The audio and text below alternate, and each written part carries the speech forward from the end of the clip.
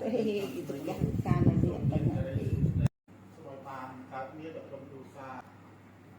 ดังแต่มีนก็ที่เขามีเรื่องเสียนงต่างชาติสมเอาสำหรับแบบใจที่สาสบายใจนะครับใจสมเอาสระสุสระทำไม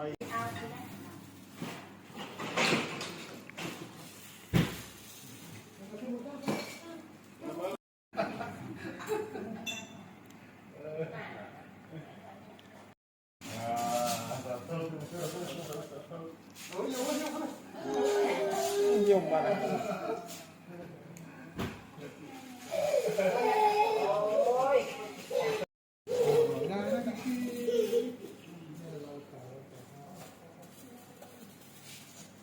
น่าจะมุดได้ตรงมือเดียว